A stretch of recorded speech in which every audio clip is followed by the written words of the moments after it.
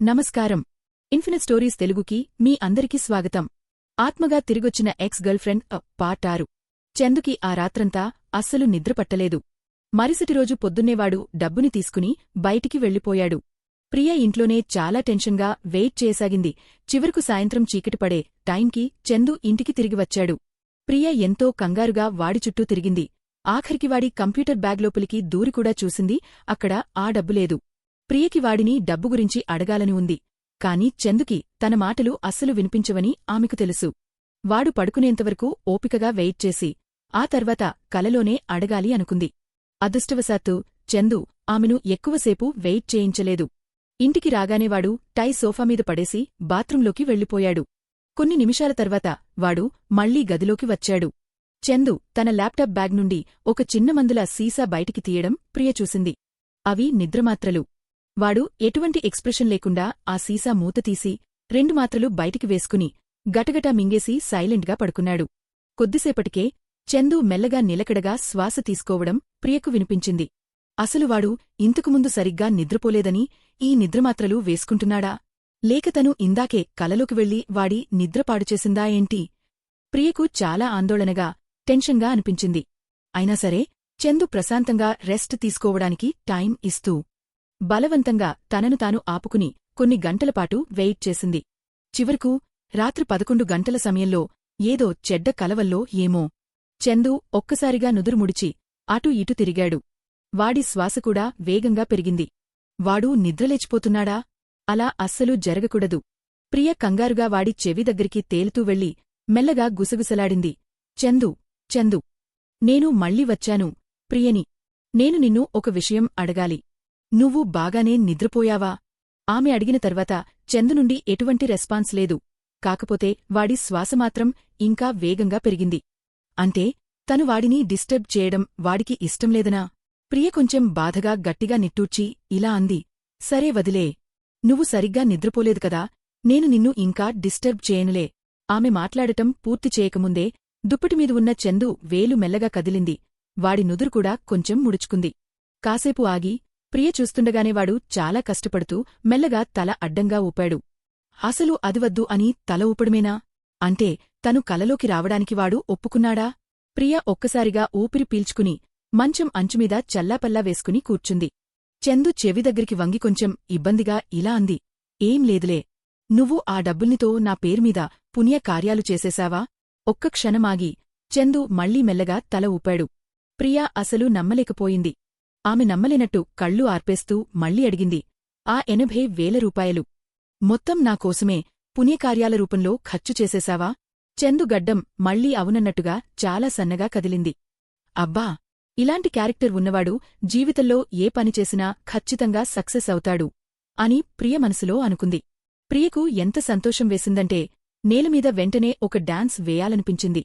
ఆమె ఉన్నచోటే సంతోషంతో కొన్ని రౌండ్లు గెరగిరా తిరిగి అంతలోనే చందు పక్కన వాలిపోయి వాడి భుజంమీద ఎంతో ప్రేమగా తడుతూ ఇలా అంది. హే చందు, నువ్వు నిజంగా చాలా మంచోడివిరా. నీ గురించి నేను అస్సలు తప్పుగా అనుకోలేదని నాకు అప్పుడే తెలుసు. గడిచిన 5 ఏళ్లుగా యమలోకంలో తను అనుభవించిన దరిద్రమంతా మాయం అయిట్టు అనిపించింది.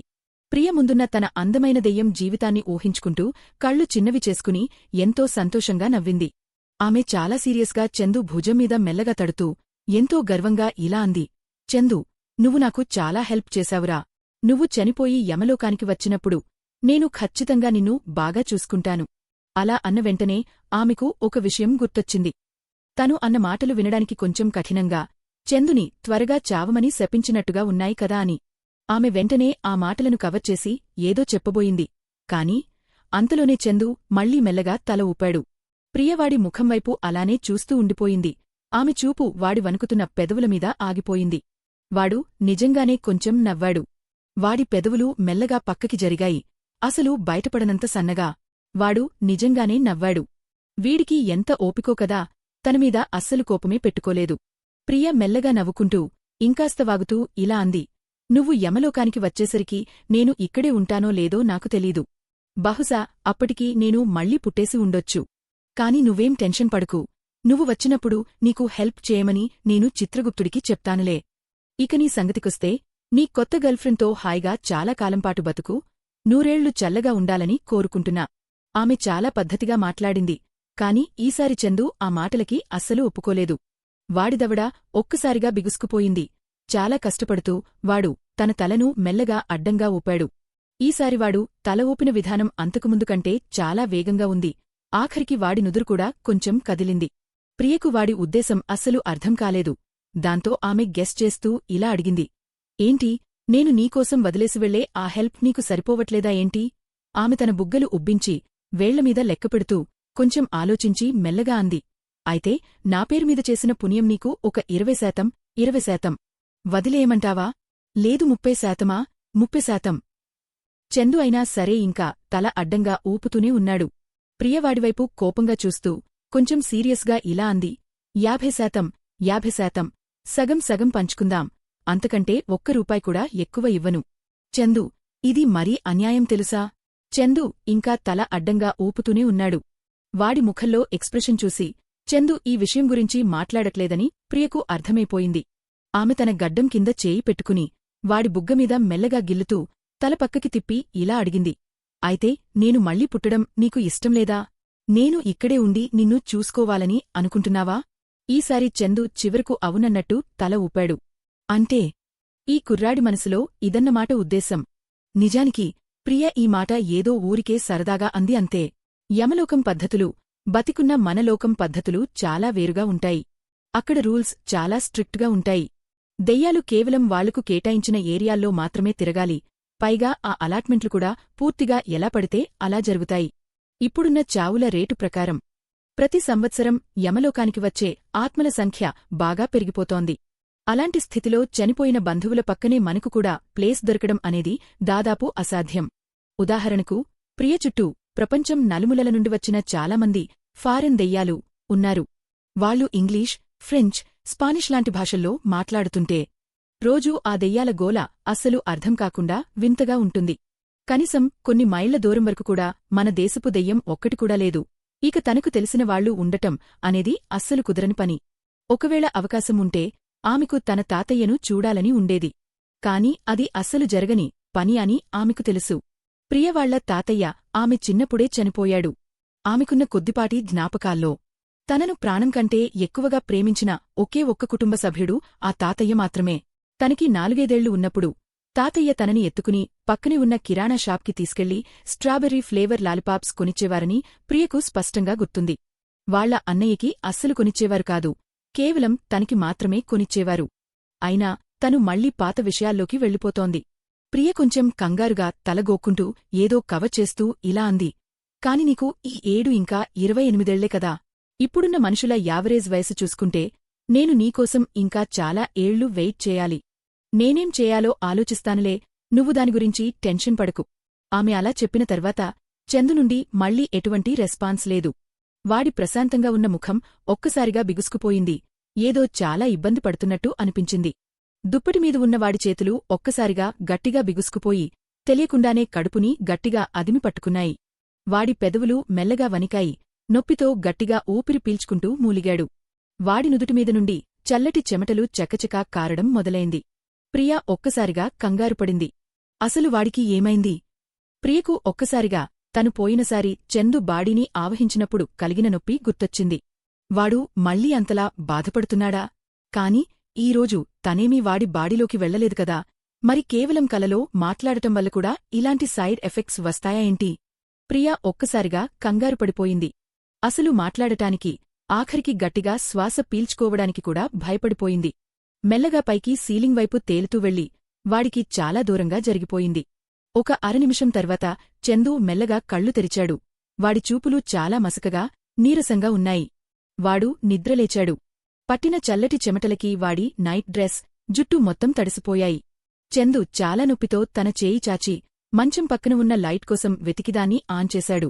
ఆ తర్వాత మంచం తలవైపు బోర్డుకి ఆనుకుని కూర్చున్నాడు. ఆ మసక పసుపు రంగు వెలుతురులో కాగితంలా పాలిపోయినవాడి ముఖం స్పష్టంగా కనిపించింది. వాడు అంత తీవ్రమైన నొప్పితో బాధపడుతున్నా సరే ఒక్కసారిగా మెల్లగా నవ్వాడు. ప్రియకి అసలు తన కళ్ళని తనే నమ్మలేకపోయింది. ఆ నవ్వు చాలా సన్నగా ఉంది. వాడి పెదవులు లైట్గా అలా పక్కకి జరిగాయి అంతే. కాని వాడి కళ్లల్లో చాలా రోజుల తర్వాత ఎంతో ప్రశాంతత, ప్రేమ కనిపించాయి. ప్రియ వీటిని ఈ మధ్య అస్సలు చూడలేదు. టెన్షన్ పడకు. చందు తన కళ్ళు దించుకున్నాడు.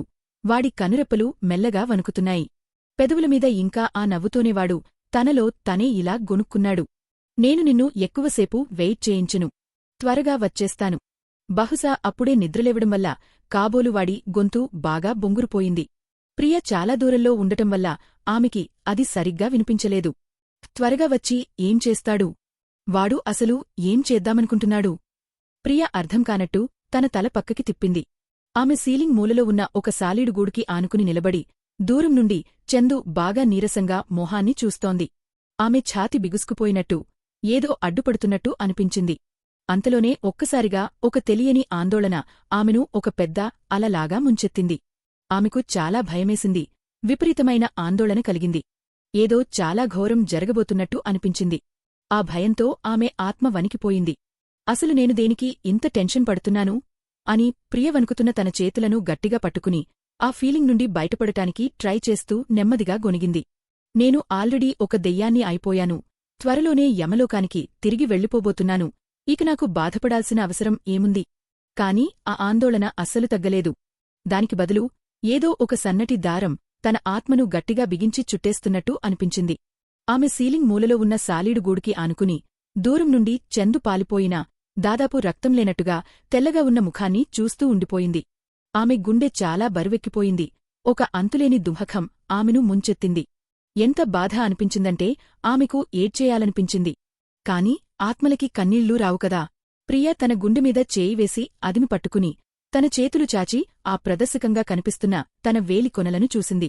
ఆమెకు చందు దగ్గరికి వెళ్లి గట్టిగా హగ్ చేసుకోవాలని అనిపించింది. ప్రియకు అసలు ఎందుకు అలా అనిపించిందో అర్థం కాలేదు. కాని ఆమెకు తెలుసు తను వాడిని తాకలేదు అని. చాలాసేపటి తర్వాత ప్రియ మళ్లీ లోకంలోకి వచ్చింది. ఏంటిది? వెళ్ళిపోయే ముందు నేనేమైనా పిచ్చిదానిలా ప్రవర్తిస్తున్నానా ఏంటి? అని అనుకుంది. తన ఒంట్లో కలిగిన ఆ వింతైన ఆలోచనలు ఎలాగోలా మనసులో నుండి తీసేసి వేరే ముఖ్యమైన విషయాల గురించి ఆలోచించడం మొదలుపెట్టింది. చందు ఆల్రెడీ తనకోసం డబ్బులు చేరవేశాడు, పుణ్యకార్యాలు చేసేశాడు. కాబట్టి తన తీరని కోరిక తీరిపోయినట్టే. ఇక తను యమలోకానికి తిరిగి వెళ్ళిపోవచ్చు. ఎందుకో తెలీదు కాని నిజానికి ఇది చాలా సంతోషించాల్సిన విషయమే అయినా ప్రియ మనసంతా ఏదో వెలితిగా ఇంకా ఏదో పని పూర్తి కానట్టుగా అనిపించింది. ఆమె మంచం పక్కన కూర్చుని ఉన్న చందువైపు చూసింది. వాడి నుదుటిమీద ఇంకా చల్లటి చెమటలు పడుతూనే ఉన్నాయి. ఆమె తన పెదవులు గట్టిగా నొక్కుకుంది. ఏదేమైనా సరే తను ఇక వెళ్ళిపోవాల్సిందే. రాత్రంతా ప్రియ తన ఆత్మను యమలోకం వాళ్లు ఎప్పుడు ఆటోమేటిక్గా వెనక్కి తీసుకెళ్తారా అని వెయిట్ చేస్తూనే ఉంది. కాని రోజులు గడుస్తున్నా రాత్రులు గడుస్తున్నా ప్రియ మాత్రం ఇంకా ఆ అపార్ట్మెంట్లోనే చిక్కుకుపోయింది. ఈ 2 రోజులు వీకెండ్ కదా. బహుశా మన లోకంలోలాగే యమలోకం స్టాఫ్కి కూడా శని, ఆదివారాలు సెలవులు ఉంటాయేంటి? ప్రియ నీరసంగా సీలింగ్కి అతుక్కుని గదిలో కింద ఉన్న వాటన్నింటినీ అలానే చూస్తూ ఉండిపోయింది. ఈ 2 రోజుల్లో చందు రోజుకొకసారి బయటికి వెళ్లాడు. బహుశా హాస్పిటల్లో బెడ్మీద ఉన్న తన గర్ల్ఫ్రెండ్ని చూడటానికే వెళ్ళుంటాడు. వాడు ప్రతిసారీ ఇంటికి వచ్చేటప్పుడు వార్డు నుండి మార్చి తీసుకొచ్చిన గులాబీ పూల బొకే పట్టుకొచ్చేవాడు. అది తప్పవాడు మిగతా రోజంతా ఇంట్లోనే ఉన్నాడు. వాడు అసలు ఊహించని విధంగా ఇల్లంతా క్లీన్ చేశాడు. ఉతకని మురికి బట్టలన్నీ ఉతికాడు. టీపాయ్మీద సోఫామీద పడివున్న చెత్తనంతా ఒక్కొక్కటిగా సర్దాడు. కబోర్డులమీద ఉన్న దుమ్ము అస్సలు లేకుండా నీట్గా తుడిచాడు. ఆఖరికి తుప్పుపట్టిన డ్రైనేజీ పైపుని, సీలింగ్లో ఉన్న సాలీడు గూళ్లను కూడా క్లీన్ చేసేశాడు. కాని పాపం వాడు సోఫా కింద మాత్రం వెతకడం మర్చిపోయాడు. ఆ చిన్న మందుల సీసా ఇంకా అక్కడే పడివుంది. ప్రియ వాడిని చూసి చాలా టెన్షన్ పడింది. రాత్రి కలలోకి వెళ్లి ఆ మందుల సీసా గురించి చెబుదామనుకుంది. కాని వాడు ఈ మధ్య దానికోసం అస్సలు వెతకట్లేదు కాబట్టి బహుశా అది అంత ఇంపార్టెంట్ కాదేమో అని ఊరుకుంది. ఇది కాకుండా చందుకి రోజులో చాలాసార్లు విపరీతంగా కడుపునొప్పి వస్తోంది. బహుశా తను ఇంకా ఇక్కడే ఉండటం వల్ల తన చుట్టూ ఉన్న ఆ దెయ్యం పవర్వాడిమీద ఇంకా ఎఫెక్ట్ చూపిస్తోంది కాబోలు. నొప్పి అస్సలు తట్టుకోలేనప్పుడు వాడు నేలమీద పడుకుని ముడుచుకుపోయేవాడు. ఆ నొప్పిని భరించడానికి పళ్ళు గట్టిగా కొరుక్కునేవాడు. వాడి అందమైన ముఖం నొప్పితో కొంచెం విలవలలాడిపోయేది. ఆ నొప్పి కొంచెం తగ్గేంతవరకు వాడు అలాగే ఉండేవాడు. ఆ తర్వాత వాడు మళ్లీ ముఖంలో ఎటువంటి ఎక్స్ప్రెషన్ లేకుండా మామూలుగా నిలబడి ఇల్లు క్లీన్ చేయడం కంటిన్యూ చేసేవాడు. ప్రియ ఏమీ చేయలేక వాడు అలా నొప్పితో బాధపడుతుంటే కేవలం చూస్తూ ఉండిపోవాల్సి వచ్చింది. ఆమె ఆ అపార్ట్మెంట్ చుట్టూ ఉన్న ఆ కనిపించని అడ్డుగోడను దాటలేకపోయింది. వాడికి సాధ్యమైనంత దూరంగా ఉండటం కోసం తను సీలింగ్కి అతుక్కుని పోవాలని అనుకుంది. ప్రతిరోజూ రాత్రి ఖాళీ టైంలో చందు కంప్యూటర్ ముందు కూర్చుని తను సగం రాసి ఆపేసిన ఆ బుక్లాంటి దాన్ని చాలా సీరియస్గా రాస్తూ ఉండేవాడు. దానిపేరే నీకోసం కొన్ని సూచనలు. ప్రియ చాలా దూరంలో ఉండటం వల్ల చందు కంప్యూటర్లో అసలు ఏం రాస్తున్నాడో ఆమెకు సరిగ్గా కనిపించలేదు. కానివాడు ఏదో రాస్తూ దాన్ని డిలీట్ చేస్తూ మళ్ళీ పదాలను చాలా జాగ్రత్తగా మారుస్తూ గంటల తరబడి కూర్చుంటున్నాడని ఆమెకు అర్థమైంది. ఇవన్నీ చూసి ప్రియకు చాలా వింతగా అనిపించింది. ఈ 2 రోజులుగా చందు ప్రవర్తన మునుపటికంటే చాలా ప్రశాంతంగా ఉంది. వాడి ముఖంలో పాత బాధగాని నిరాశగాని అస్సలు కనిపించట్లేదు. వాడు కరెక్ట్ టైంకి నిద్రలేస్తున్నాడు, టైంకి తింటున్నాడు, పైగా హాస్పిటల్ నుండి తెచ్చిన ఆ పూలను చాలా జాగ్రత్తగా చూసుకుంటున్నాడు. ఆ అపార్ట్మెంట్ కిటికీలకున్న తెరలు కూడా మునుపటిలా వెలుతురు రాకుండా గట్టిగా మూసేసి లేవు. చందు దేనికోసమో ఎదురుచూస్తున్నట్టు ప్రియకు మెల్లగా అనిపించింది. వాడు ఏదో కొత్త చోటికి వెళ్లబోతున్నట్టు, ఎవరినో కలవబోతున్నట్టు. వాడు ఎవరినైతే చూడాలనుకుంటున్నాడో వాళ్లనే చూడబోతున్నట్టు ఉంది. ప్రియకు చందు ఆలోచనలు అస్సలు అర్థం కాలేదు. ప్రియ త్వరగా యమలోకానికి తిరిగి వెళ్ళిపోవాలని, వాడికి తనవల్ల ఇంకా చెడు జరగకూడదని మాత్రమే ఆమె కోరుకుంది. కాని దురదృష్టవశాత్తు 2 రోజులు గడిచినా ఆమె ఇంకా ఇక్కడే చిక్కుకుపోయింది. సోమవారం పొద్దున్నే ఎప్పటిలాగే చందు బయటికి వెళ్ళిపోయాక ప్రియకు పూర్తిగా ఓపిక నశించింది. ఆమె శూన్యంలోకి కోపంగా గట్టిగా అరిచింది. చిత్రగుప్తుడా, నా తీరని కోరిక తీరిపోగానే నేను వెనక్కి వెళ్ళిపోవచ్చు అని చెప్పావుకదా? నేను ఆల్రెడీ దాన్ని పూర్తి చేసేశాను. మరి నేనెందుకు ఇంకా ఇక్కడే చిక్కుకుపోయాను? నువ్వేమైనా అక్కడ ఆఫీసు పని ఎగొట్టుతూ వా ఏంటి? చుట్టూ అంతా నిశ్శబ్దంగా ఉంది. ఎవరూ సమాధానం చెప్పలేదు. ప్రియ చేతులు కట్టుకుని మళ్లీ గట్టిగా అరవడం మొదలుపెట్టింది. నటించుకు. నువ్వు నా మాటలు వింటున్నావని నాకు బాగా తెలుసు. నువ్వు గనుక సమాధానం చెప్పకపోతే జాగ్రత్త, నేను యమలోకానికి తిరిగివచ్చాక నీమీద కంప్లైంట్ చేస్తాను. నేను అందరిలా పట్టించుకోకుండా వదిలేసే రకం కాదు. నేను నీ ఆఫీసులో నీమీద రిపోర్ట్ చేయలేనని అనుకుంటున్నావా? నేను నేరుగా యమధర్మరాజుకి కంప్లెయింట్ చేస్తాను. ప్రియా అలా కొన్ని నిమిషాలపాటు గట్టిగా తిడుతూ అరిచింది. అంతలోనే ఒక్కసారిగా ఆ అపార్ట్మెంట్ గోడలు కొద్దిగా కదిలాయి. ఏదో కాలం మరియు స్థలం వింతగా వంగిపోతున్నట్టు అనిపించింది. మరుసటి క్షణమే గోడమీద ఒక రూపం ప్రత్యక్షమైంది. ఆ వచ్చిన చిత్రగుప్తుడు తెల్లబడిన జుట్టుతో ఉన్న ఒక ముసలాయన. ఎటువంటి ఎక్స్ప్రెషన్ లేని ముఖంతో ఆయన ప్రియవైపు చూస్తూ, ఏంటో త్వరగా చెప్పు అన్నాడు. ప్రియ ఒక్కసారిగా షాక్ అయ్యి వణికిపోయింది. అమ్మో, వీడు నిజంగానే వచ్చేశాడే. తను ఇందాక ఎంత గంభీరంగా అరిచినా సరే ఇప్పుడు నిజంగా వాడిని చూడగానే ఆమెకు కొంచెం భయం వేసింది. ఆమె 1-2 సార్లు తన గొంతు సవరించుకుని కొంచెం ఇబ్బందిగా నవ్వుతూ వెనక్కి తగ్గింది. హే ఏమీ అనుకోకండి దేవా, నేనేదో కొంచెం టెన్షన్లో ఉండి అలా అరిచాను అంతే. చిత్రగుప్తుడు ఆమెవైపు ఒకసారి చూసి చెప్పదలుచుకున్నది ఏదైనా ఉంటే త్వరగా చెప్పమన్నట్టు తలతోనే సాయిగ చేశాడు. ప్రియ తన చేతులు నలుపుకుంటూ మెల్లగా ఆయన పక్కన గాల్లో తేలుతూ వెళ్లి కాస్త ఐస్ వేస్తూ ఇలా అంది. దేవా, మీరే కదా ఇంతకుముందు చెప్పారు, ఆత్మరూపంలో భూలోకానికి వచ్చిన వాళ్లు తిరిగి వెనక్కి వెళ్లడానికి 2 దారులు ఉన్నాయని. ఒకటి బతికున్నప్పుడు ఉన్న తీరని కోరికలు పూర్తి చేసుకుని యమలోకానికి తిరిగి రాయొచ్చు అని. నేను ఆల్రెడీ కండిషన్ పూర్తి చేసేశాను కదా, మరి నేనెందుకు ఇంకా వెనక్కి వెళ్లలేదు? ఆ చిత్రగుప్తుడు తన మసక కళ్లతో ఆమెవైపు చాలా కోపంగా చూశాడు. అయినా తన చేతులను వెనక్కి కట్టుకుని ఎటువంటి ఎమోషన్ లేకుండా ఇలా అన్నాడు. నువ్వు ఇంకా దాన్ని పూర్తి చేయలేదు. అస్సలు ఛాన్సే లేదు. ప్రియ ఒక్కసారిగా షాక్ అయింది. చందు నాకోసం ఆల్రెడీ నా డబ్బులతో పుణ్యకార్యాలు చేసేశానని కలలో చెప్పాడు కదా, అది లెక్కలోకి రాలేదా ఏంటి? లెక్కలోకి వచ్చింది. ప్రియ కళ్ళు పెద్దవి చేసి అడిగింది. మరి అలాంటప్పుడు నా కోరిక పూర్తి కాలేదు అని ఎందుకు అంటున్నారు? నాకున్న తీరని కోరిక అదే కదా. ఆ ముసలాయన విసుగ్గా చేయి ఊపుతూ, అది నీ తీరని కోరిక కాదు అన్నాడు. ఎందుకు కాదు? ప్రియ చాలా కంగారుగా అడిగింది. మరి నా తీరని కోరిక ఏంటో మీరైనా చెప్పండి. చిత్రగుప్తుడు చివరకు కళ్ళు తిప్పుకుంటూ చాలా కూల్గా ఇలా అన్నాడు. నీ సొంత కోరిక ఏంటో నీకే తెలియకపోతే నాకెలా తెలుస్తుందిరా బాబూ? నీ గురించి నీకే తెలియదా? ప్రియకి నోటమాట రాలేదు. అసలు మీకే తెలియనప్పుడు ఆ డబ్బుల విషయం నా కోరిక కాదు అని అంత ఖచ్చితంగా ఎలా చెబుతున్నారు? ఆ ముసలాయన ముఖంలో అస్సలు మార్పులేదు. చాలా ముక్కుసుటిగా ఇలా ఆన్సర్ ఇచ్చాడు. సిస్టంలో లెక్కలో నీ తీరని కోరిక ఇంకా పూర్తి కాలేదనే చూపిస్తోంది. ప్రియకు కొంచెం కోపం వచ్చింది. ఆమె గట్టిగా అడిగింది. మీ సిస్టం ఏమైనా తప్పు చేసిందా ఏంటి? అస్సలు ఛాన్సే లేదు. ఆ చిత్రగుప్తుడు చాలా సీరియస్గా గట్టిగా చెప్తూ చేయి ఊపాడు. మా సిస్టం ఎప్పుడూ తప్పులు చేయదు. ప్రియా, ఆయన ఒక అరనిమిషంపాటు ఒకరి ముఖం ఒకరు చూసుకున్నారు. ఆ తర్వాత ఆమె చివరకు వదిలేసింది. ఆమె నిస్సహాయంగా నిట్టూర్చి తన తల గోక్కుంది. ఆయన ప్రవర్తన చూస్తుంటే సిస్టమ్ నిజంగానే తప్పు చేయనట్టు ఉంది. సిస్టమ్ తప్పు చేయలేదంటే తన ఆలోచనే ఏమైనా తప్పుగా ఉందా? అంటే తన తీరని కోరిక నిజంగానే ఆ 80,000 రూపాయల పొదుపు మొత్తం కాదా? మరి తన అసలు కోరిక ఏంటి? ప్రియ తన వేళ్లు కొరుక్కుంటూ పాత విషయాలన్నీ గుర్తు తెచ్చుకోవడానికి చాలా ట్రై చేసింది. గడిచిన తన 20 ఏళ్ల చిన్న జీవితాన్ని మొత్తం మనసులో వెతికేసింది. తనకున్న ప్రతి జ్ఞాపకాన్ని వెతికి చూసింది. చదువు, ఫ్యామిలీ, కెరీర్, భవిష్యత్తు. కాని ఎంతకీ తన తీరని కోరిక ఏంటో ఆమెకు అస్సలు గుర్తురాలేదు. ప్రియ మళ్లీ చిత్రగుప్తుడివైపు చూసి ఇలా అడిగింది. మీకేమైనా పొరపాటు జరిగిందా? అసలు నాకు ఎటువంటి తీరని కోరికలేదేమో. నాకు అస్సలు కోరికే లేదు కాబట్టే నేను దాన్ని పూర్తి చేయలేకపోతున్నాను. అంతేకదా? ఆ ముసలాయన ఆమెవైపు చాలా కూల్గా చూస్తూ నీకు ఖచ్చితంగా ఒక కోరిక ఉంది అన్నాడు. అబ్బా!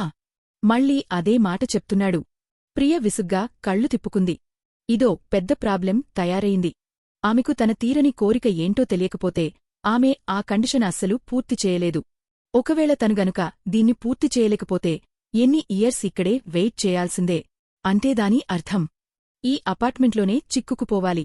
ఈ బోర్ కొట్టే రోజులను తను చచ్చేంత కష్టమైనా ఎలాగోలా భరించినా సరే. ఇప్పుడు చందు ఉన్న పరిస్థితి చూస్తుంటే తన ప్రభావం వల్ల వాడు ఎప్పుడో చచ్చిపోయేలా ఉన్నాడు. కుదరదు. ఏదేమైనా సరే నువ్వు నన్ను వెనక్కి తీసుకెళ్లాల్సిందే. ప్రియ కోపంగా చిత్రగుప్తుడివైపు చూస్తూ ఇలా అంది.